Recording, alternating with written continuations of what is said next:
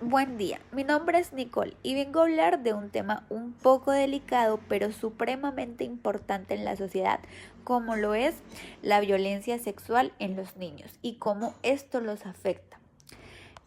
Primero tendremos el impacto psicológico en las víctimas de violencia sexual infantil.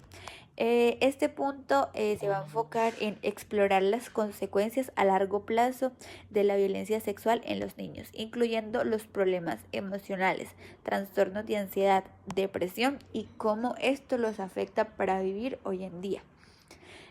Invitados especiales tendremos psicólogos especializados en un trauma infantil, trabajadores sociales y las víctimas que han superado estos abusos. Como segundo podemos hablar del papel de la familia en la detención y prevención de la violencia sexual.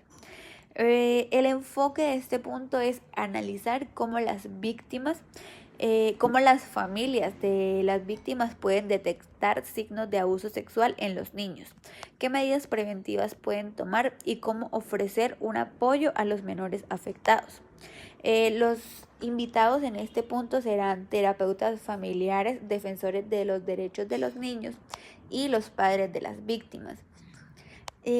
Como tercer punto tendremos la prevención en la escuela, programas educativos en contra de la violencia sexual.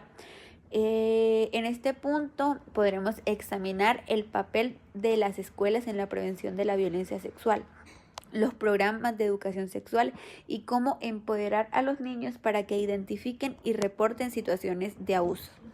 Como invitados tendremos los educadores, psicopedagogos, autoridades educativas, organizaciones que promueven la educación sexual. Como cuarto punto, mostraremos la respuesta del sistema judicial en Colombia ante la violencia sexual infantil. Mostraremos cómo el sistema judicial trata los casos de violencia sexual infantil, las barreras que enfrentan las víctimas para obtener justicia y las reformas necesarias en la legislación y el proceso judicial.